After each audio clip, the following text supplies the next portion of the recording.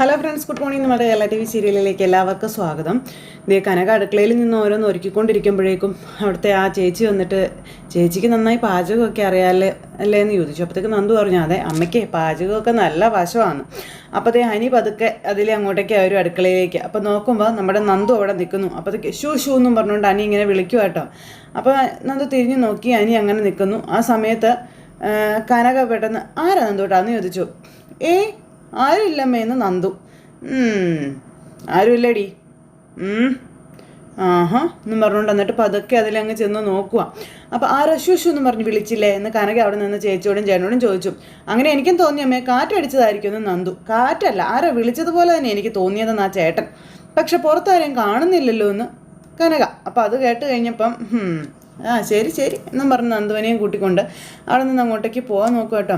അത് കാറ്റടിച്ചതോ അത് കാറ്റ് ഷൂ നനിയുടെ വായിന്ന് വന്നാണോ എന്ന് നന്ദുവിനോട് ചോദിക്കുമ്പോൾ നന്ദു ആണെങ്കിൽ ഇങ്ങനെ വല്ലാതെ ഇങ്ങനെ നിൽക്കപ്പോൾ ആ ചേട്ടൻ ചോദിച്ചു, എന്താ അമ്മയും മോളും കൂടെ ഒരു രഹസ്യമൊക്കെ പറയുന്നതെന്ന്.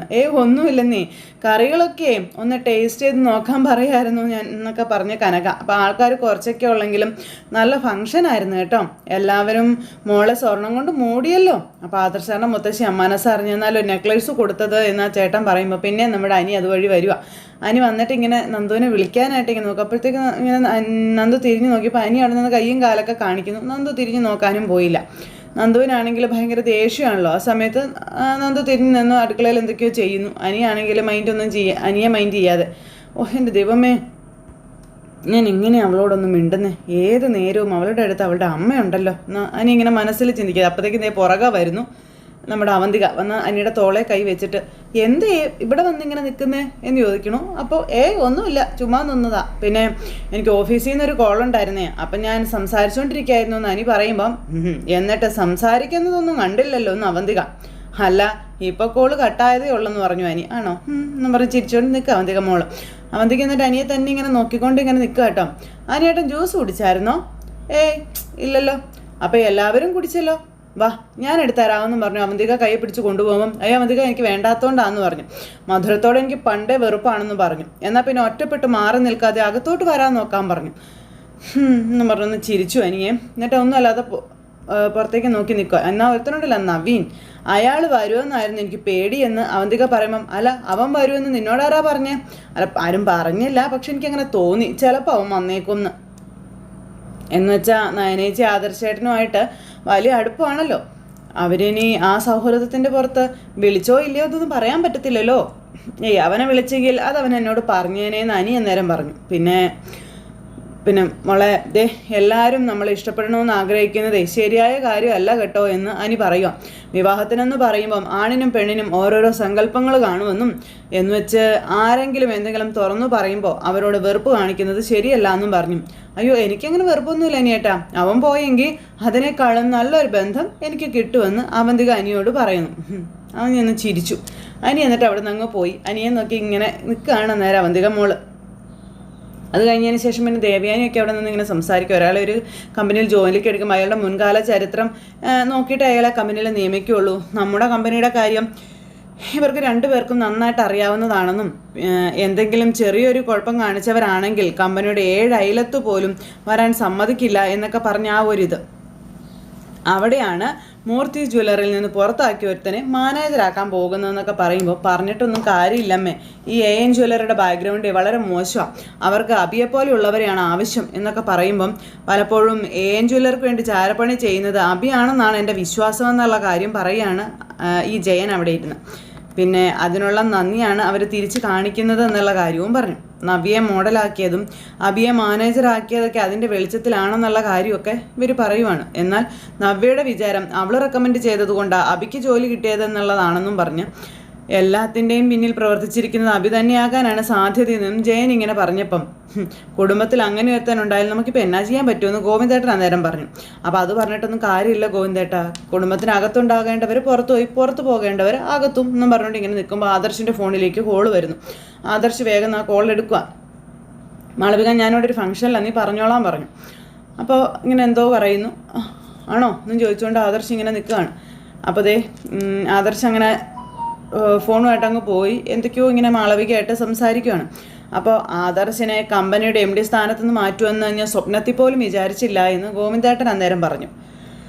അച്ഛനെന്നും ബിസിനസ്സിൽ ഓരോരോ പരീക്ഷണങ്ങൾ നടത്താറുള്ള ആളാണ്. ഞാനും അജയനും കമ്പനിയുടെ GM ആയിട്ടിരിക്കുന്ന സമയത്ത് ഞങ്ങളെപ്പോലും അച്ഛൻ ശരിക്കും പഠിച്ചതാണെന്നും ഞങ്ങൾക്ക് രണ്ടാൾക്കും MD സ്ഥാനത്ത് വരാൻ യോഗ്യതയില്ല എന്ന് അറിഞ്ഞിട്ട് തന്നെയാണ് ആദർശിനെ അച്ഛൻ MD ആക്കിയതെന്ന് ജയൻ അന്നേരം അവിടെ ഇരുന്ന് ഇങ്ങനെ പറയുന്നു. അപ്പോൾ ബിസിനസ്സിനെ ജീവിതത്തിൻ്റെ ഒരു ഭാഗമാക്കിയ കൂട്ടത്തിലുള്ള ആളാണ് അച്ഛൻ. അതുകൊണ്ടാണ് ആദർശ് മുംബൈക്ക് പോയപ്പോൾ പിന്നാലെ ഒരു ശത്രു ഉണ്ടെന്ന് ഇടയ്ക്കിടയ്ക്ക് ഓർമ്മിപ്പിച്ചുകൊണ്ടിരുന്നെന്നുള്ള കാര്യവും ജയൻ പറയുവാണ്. പക്ഷേ അതിൻ്റേതായ സീരിയസ്നെസ് കൊടുത്തില്ല. അവിടെയാണ് അവന് തെറ്റുപറ്റിയത്. പിന്നെ അച്ഛൻ്റെ ഭാഗത്ത് ശരി കണ്ടില്ലെന്ന് നടിക്കാൻ നമ്മളെ കൊണ്ട് പറ്റുമെന്നും പറഞ്ഞുകൊണ്ട് ഇവരിങ്ങനെ സംസാരിച്ചുകൊണ്ടിരിക്കുമ്പോൾ മുത്തശ്ശി വീഡിയോ കോൾ വിളിച്ചെല്ലാം കാണിച്ചു കൊടുത്ത ശേഷം സാധാ കോൾ വിളിക്കും. ഹലോ പറയടോ, അപ്പോൾ എല്ലാം കണ്ടായിരുന്നോ എന്ന് ചോദിച്ചു. എല്ലാം കണ്ടു.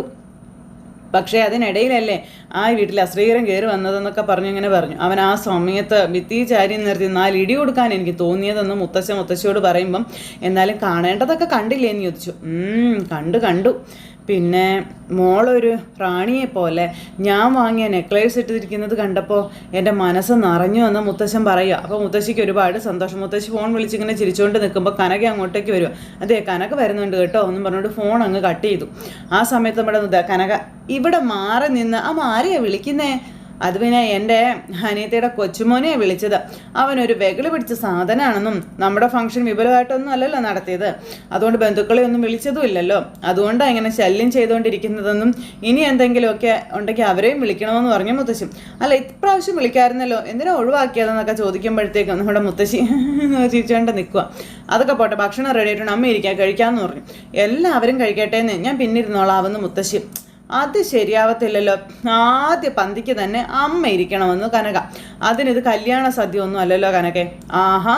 എന്നാലും കല്യാണ സദ്യ പോലെ തന്നെയാ എല്ലാം ഒരുക്കിയിരിക്കുന്നേ, അമ്മ ഇരിക്കുക എന്നും പറഞ്ഞുകൊണ്ട് കനക അമ്മയെ നിർബന്ധിക്കുക കേട്ടോ. ഇന്നത്തെ ചടങ്ങിൽ അദ്ദേഹം പങ്കെടുക്കുന്നില്ലെങ്കിലും അദ്ദേഹത്തിന് കുറച്ച് ഭക്ഷണം ഇവിടുന്ന് കൊണ്ടുപോകണം കേട്ടോ. ചടങ്ങിൽ പങ്കെടുത്തില്ലെന്ന് ഓർത്ത് ഇവിടുത്തെ ഭക്ഷണം കഴിക്കുന്നതിൽ കുഴപ്പമൊന്നുമില്ലല്ലോ എന്ന് കനക മുത്തശ്ശിയോട് പറയുമ്പം അയ്യോ വേണ്ട അങ്ങനെ കൊണ്ടുപോയാലും അദ്ദേഹം അത് തിരിഞ്ഞു പോലും നോക്കത്തില്ല എന്ന് മുത്തശ്ശി ഇങ്ങനെ പറയുക. എന്തൊരു വാശിയ അമ്മ ഇത്. പക്ഷെ ഞാനൊരു കാര്യം പറയട്ടെ, ഇങ്ങനൊരു മൂർത്തി സാറിനെ ഞാൻ ഇന്നേ വരെ കണ്ടിട്ടില്ല കേട്ടോ എന്ന് കനക പറയുമ്പം ഞാനും അങ്ങനെ തന്നെയാണെന്ന് മുത്തശ്ശി അന്നേരം പറഞ്ഞു. ശരി അമ്മ ഇരിക്കേ എന്നും പറഞ്ഞ് കനക അവിടെ നിന്ന് പോയി. മുത്തശ്ശി ഇങ്ങനെ വിഷമിച്ചും പകുതി സന്തോഷിച്ചും ഒക്കെ ഇങ്ങനെ അവിടെ നിൽക്കുന്നു. ഇത് കഴിഞ്ഞതിന് ശേഷം നമ്മുടെ നന്ദു അതിൽ നടക്കുമ്പോൾ അനി നന്ദുവിനെ കണ്ടു. അപ്പം നീ എന്താ അടിയനോട് മുന്നോട്ട് നടക്കുന്നത്? ഞാൻ അച്ഛൻ മെസ്സേജ് നോക്കടി എന്ന് പറഞ്ഞുകൊണ്ട് അനി ഓടി വന്ന് നന്ദുവിനോട് പറഞ്ഞു. നന്ദു മൈൻഡ് പോലും ചെയ്യുന്നില്ല, ഇങ്ങനെ നിൽക്കുവാണ്. ആരെങ്കിലും കാണുന്നുണ്ടോ എന്ന് നോക്കിയിട്ട് ഇങ്ങനെ പതുക്കെ ജനലിൻ്റെ അങ്ങോട്ടേക്ക് വന്നു. ആ സമയത്ത് നമ്മുടെ അനി അങ്ങോട്ടേക്ക് വന്നു. ആ സമയം നമ്മുടെ അനിയുടെ മെസ്സേജ് നന്ദു എടുത്ത് നോക്കുക. അപ്പോൾ കുറേ തവണ നിന്നെ ഞാൻ വിളിച്ചു, നീ ഫോൺ സ്വിച്ച് ഓഫ് ആക്കി വെച്ചു, രാവിലെയും വിളിച്ചു, പിന്നെ അവന്തിക കൊണ്ടുവന്ന ഡ്രസ്സിനെ പറ്റിയൊക്കെയുള്ള കാര്യങ്ങളും ഇതെല്ലാം നമ്മുടെ നന്ദു കേൾക്കുക. അത് കഴിഞ്ഞപ്പോഴത്തേക്കും അനി പതുക്കെ കറങ്ങി തിരിഞ്ഞ് നന്ദുവിൻ്റെ അടുത്തേക്ക് വരുന്നു. നന്ദു അന്നേരം അനിയെ നോക്കിയൊരു ചിരിയൊക്കെ ചിരിച്ച് ഇങ്ങനെ നിൽക്കുന്നു. ആ സമയത്ത് കനക ഡേ എന്നും പറഞ്ഞ് അങ്ങോട്ടേക്ക് വന്നു. യോ എന്നും പറഞ്ഞുകൊണ്ട് നന്ദു. ആ സമയത്ത് ജനലിൽ കൂടെ ഒന്നെങ്കിൽ പാത്ത് നോക്കുക കനക. നീ ആരെയാടി ഇപ്പം നോക്കിയത്? അവിടെ ആരാ? ഞാൻ ആരെയും നോക്കിയില്ല എന്ന് നന്ദു. പിന്നെ നീ ജനലിൽ കൂടെ ഒളിഞ്ഞു നോക്കിയത് ആരെയാണെന്ന്? അയ്യോ അതമ്മേ, ഒരു നല്ലൊരു പൂച്ച അതുവഴി പോയായിരുന്നു അമ്മേ, അത് നോക്കിയതാ. അത് പൂച്ച തന്നെയാണോ അതോ പൂച്ചയെ പോലെ വേറെ ആരെങ്കിലും പമ്മി പോയതാണോടി? അമ്മ ഇതൊരു കണ്ടം പൂച്ച അമ്മേ. കണ്ടം പൂച്ചയാണെന്ന് എനിക്കും തോന്നിയായിരുന്നു എന്നും പറഞ്ഞ് കനക പിന്നെ ഇങ്ങനെ നോക്കും കേട്ടോ എന്നൊക്കെ പറഞ്ഞുകൊണ്ട്. എന്നിട്ട് കനക അവിടെ നിന്ന് പോയി. നന്ദുവിനേട്ടൻ വലം തിരിയാനായിട്ട് സമ്മതിക്കുന്നില്ല നമ്മുടെ കനക. നന്ദു വന്നിട്ട് അവിടെ നിൽക്കുമ്പോൾ കനക പോയിട്ട് പിന്നെയും തിരിഞ്ഞിങ്ങനെ ഒളിഞ്ഞു നോക്കുക. സമയം പിന്നെ കാണിക്കാൻ നമ്മുടെ ആദർശിൻ്റെ ഫോൺ വിളിയാട്ടോ. ആദർശ് ഇങ്ങനെ കാര്യമായിട്ട് ഫോൺ വിളിക്കുക. അപ്പോൾ ഈ ഫംഗ്ഷൻ ഇങ്ങനെ നടക്കുമ്പോഴും അവനൊരു സന്തോഷവും ഇല്ലയെന്ന കാര്യം ജയൻ ഇങ്ങനെ പറയുവാണ്. അവൻ ഇപ്പോഴും ഒരു അന്വേഷണത്തിൻ്റെ പിന്നാലെയാണെന്ന് പറഞ്ഞപ്പോൾ ഇവിടുത്തെ ചാരപ്പണിക്കാരനെ കണ്ടുപിടിക്കുമെന്നുള്ളൊരു വാശിയിലാണല്ലോ ആദർശ് എന്ന് പറഞ്ഞപ്പം അത് വേണം, അവനെ കൊണ്ട് അതിന് പറ്റും എന്ന് നമ്മുടെ ജയനും തറപ്പിച്ച് പറയുമ്പം എങ്ങനെയെങ്കിലും എല്ലാം ഒന്ന് കലങ്ങി തെളിഞ്ഞാൽ മതിയായിരുന്നു എന്ന് പറഞ്ഞു മുത്തശ്ശി. പിള്ളേര് രണ്ടും വീട്ടിലില്ലാത്തത് കൊണ്ട് ആരുടെ മുഖത്ത് ഒരു സന്തോഷവും ഇല്ല എന്ന് മുത്തശ്ശി പറയുമ്പം ആദർശ് അല്ലെങ്കിലും രാവിലെ പോയി വൈകുന്നേരം വരുന്ന കൂട്ടത്തിലായിരുന്നല്ലോ. നയനമോളില്ലാത്തതാ കുഴപ്പമായതെന്ന് പറയുമ്പോൾ അതെ അതെ, രാവിലെ കോലം വരയ്ക്കുന്നത് തൊട്ട് വൈകുന്നേരം വരെ മോളുമായിട്ട് ഓരോന്ന് മിണ്ടും പറഞ്ഞു ഒക്കെ ഇരുന്നതാണെന്ന് മുത്തശ്ശി പറഞ്ഞു. അത് അച്ഛനും അങ്ങനെ തന്നെയായിരുന്നല്ലോ അമ്മ. പക്ഷേ ഇപ്പം അച്ഛൻ അതിനെപ്പറ്റി ഒന്നും പറയുന്നത് പോലും ഇല്ല എന്ന് ജയൻ അന്നേരം പറഞ്ഞു. ഇനി മനസ്സിനകത്ത് വേദനയൊക്കെ കാണുമോ എന്തോ എന്നൊക്കെ പറഞ്ഞിങ്ങനെ ഇരിക്കുമ്പം അത് പിന്നെ കാണാതിരിക്കുമോ അജയ എന്ന് ചോദിച്ച്, ആദർശ് പരാജയപ്പെട്ടതിൻ്റെ സന്തോഷമാണ് അദ്ദേഹത്തിന് എപ്പോഴും, അത് ദേഷ്യമായിട്ട് പുറത്തു വരുന്നതേ ഉള്ളൂ എന്ന കാര്യമൊക്കെ മുത്തശ്ശി പറയുമ്പോഴേക്കും ആദർശ് അങ്ങോട്ടേക്ക് വന്നു. എന്തായടാ ഇപ്പോഴും നീ നല്ല ടെൻഷനിലാണല്ലോ എന്ന് നമ്മുടെ ജയൻ ചോദിക്കുമ്പോൾ, അതിൻ്റെ അന്വേഷണം തീരുന്നത് വരെ ടെൻഷനൊക്കെ ഉണ്ടാവും അച്ഛാന്ന് ആദർശ് പറയാം. ഇന്ന് മുത്തശ്ശനില്ലാത്തതിൻ്റെ കുറവ് എല്ലാവർക്കും അനുഭവപ്പെട്ടില്ലേ? നയനയുടെ ഇനിയുള്ള ചടങ്ങുകളിലൊക്കെ മുത്തശ്ശനും പങ്കെടുക്കണം. ആ ഒരവസ്ഥയിലേക്ക് കാര്യങ്ങളെല്ലാം കൊണ്ടുവന്ന് എത്തിക്കണമെന്ന കാര്യം ആദർശ് ഇങ്ങനെ പറഞ്ഞപ്പോഴത്തേക്ക് നമ്മുടെ ദേവയാനി അങ്ങോട്ടേക്ക് വന്നു. അപ്പോൾ നിങ്ങളെല്ലാ ആണുങ്ങളും കൂടെ ഒരുമിച്ചിരിക്കും, ഭക്ഷണം കഴിക്കും, ഞങ്ങൾ പെണ്ണുങ്ങളെല്ലാവരും കൂടെ പിന്നെ ഇരുന്നോളാം. അപ്പോൾ ഭക്ഷണം എടുത്ത് വയ്ക്കുക കനക എലിസബത്തും കൂടെ എന്ന് പറഞ്ഞപ്പം എന്നാൽ പിന്നെ ഗോവിന്ദ ബാന്ന് പറഞ്ഞപ്പോഴത്തേക്ക് അനി അങ്ങോട്ടേക്ക് വന്നു. നീ എവിടെയാണ് നീ കറങ്ങി നടക്കുന്നതെന്ന് ചോദിച്ചു ദേവയാനി. ഇപ്പം കമ്പനിയുടെ എം ഡി, അതിൻ്റെ ഒരു സീരിയസ്നെസ്സും അവനില്ല. എന്തോന്ന് എം ഡി വലിയച്ചാ, ഫ്രീ ആയിട്ട് നടന്നതാ ഞാൻ, ഇപ്പോൾ ഒന്നിനും സമയം കിട്ടുന്നില്ല എന്ന് അനി. എടാ നിന്റെ സ്ഥാനത്ത് പുറത്തുനിന്ന് ഒരാൾ വരരുത്, അങ്ങനെ വന്നാൽ അത് നീ എന്നെ കൊല്ലുന്നതിന് തുല്യമാണെന്ന് ആദർശ് പറഞ്ഞപ്പം അതുകൊണ്ടാണ് ഞാൻ കിടന്ന് കഷ്ടപ്പെടുന്നത്. എന്നിട്ടും പറയുന്നത് ഞാൻ പക്വതയില്ലാതെ നടക്കുകയാണെന്ന്.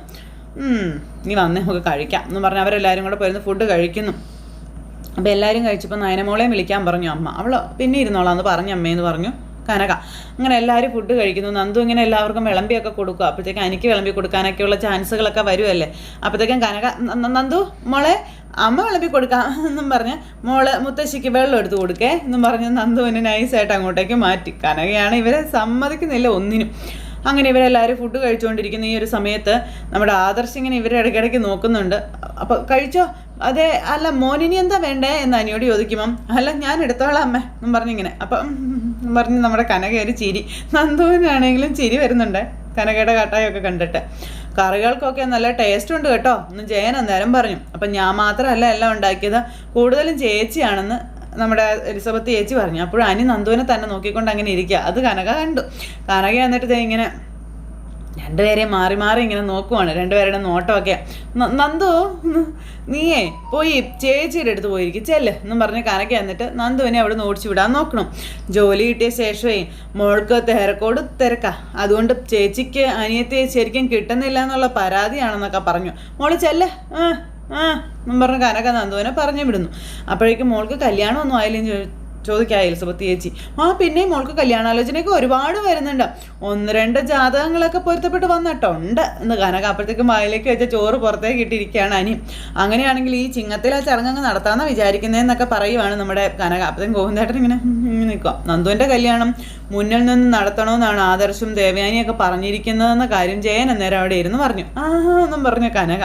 നിങ്ങൾ പയ്യനെ കണ്ടുപിടിച്ചാൽ മതിയെന്നേ, ബാക്കിയൊക്കെ ഞങ്ങൾ ചെയ്തോളാവെന്നും ജയൻ പറയുക കേട്ടോ.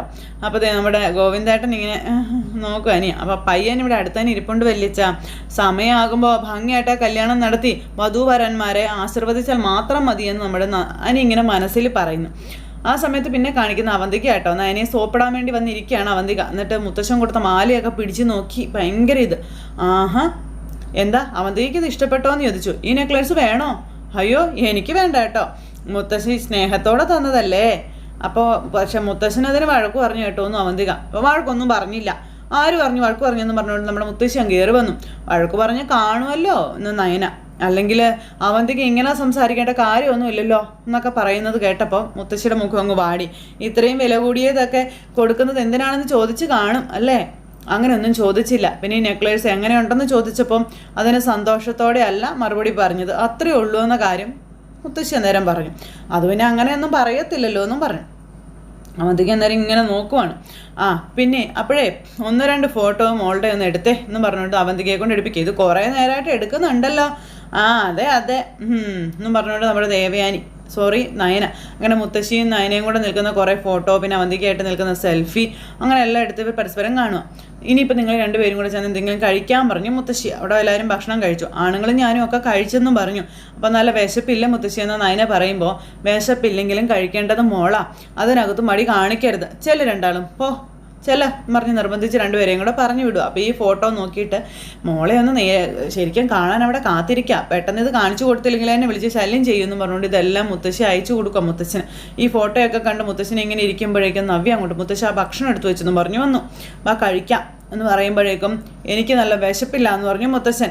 അവിടെ ഫംഗ്ഷന് പോകാൻ പറ്റാത്തതിൻ്റെ വിഷമമാണോ മുത്തശ്ശനെന്ന് നവ്യ ചോദിക്കുമ്പം അങ്ങനൊരു വിഷമം എനിക്കില്ലെന്ന് ഞാൻ പറഞ്ഞല്ലോ, പിന്നെ എന്തിനാ നീ അങ്ങനെ ചോദിച്ചതെന്ന് ചോദിച്ചു.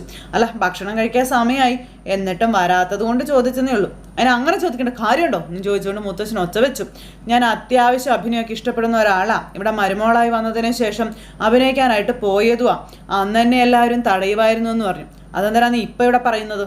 അത് വേറൊന്നും കൊണ്ടല്ല മുത്തശ്ശ, അങ്ങനെയുള്ള എന്നെ മൂർത്തീസ് ജ്വല്ലറിയുടെ മോഡലാക്കാമായിരുന്നു എന്ന് നവ്യ പറഞ്ഞപ്പം ആദർശ് പുറത്താകുന്നത് വരെ കമ്പനിയുടെ തീരുമാനങ്ങൾ എടുത്തിരുന്നത് അവനായിരുന്നു, ഇപ്പം ആ സ്ഥാനത്ത് അനിയാണ്, അതുകൊണ്ട് ഇപ്പം അതിനെക്കുറിച്ചൊക്കെ പറയേണ്ടത് അവനാണെന്ന് പറഞ്ഞു.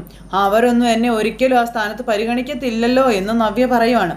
പക്ഷേ നോക്ക്, ഞാൻ AN ജ്വല്ലറിയുടെ മോഡലായപ്പോഴേ അവർ നമ്മളെക്കാളും മുകളിലോട്ട് പോയിക്കൊണ്ടിരിക്കുകയാണെന്ന് പറയുകയാണ് നവ്യ.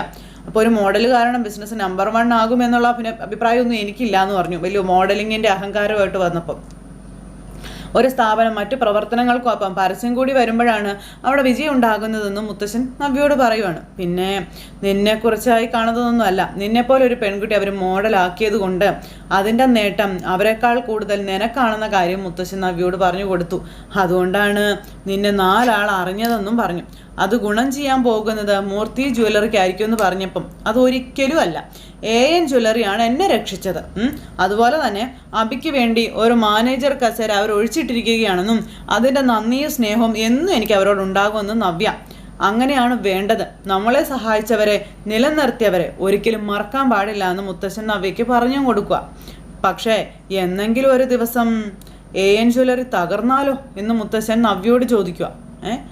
ആ സമയത്ത് അവിടെ പിടിച്ചു നിൽക്കാൻ പറ്റുമോ എന്ന് ചോദിച്ചു. അങ്ങനെ തകരാനല്ലല്ലോ മുത്തശ്ശ അവർ ഇത്രയും പൈസ മുടക്കി ബിസിനസ് ചെയ്യുന്നതെന്ന് പറഞ്ഞപ്പം പെട്ടെന്ന് വളരുന്ന കമ്പനികളൊക്കെ അതുപോലെ അസ്തമിക്കാറാണ് പതിവെന്ന കാര്യം മുത്തശ്ശൻ പറയുമ്പം ഞാൻ അതിനെപ്പറ്റി ഒന്നും തർക്കിക്കാനായിട്ടല്ല വന്നതെന്ന് നവ്യ.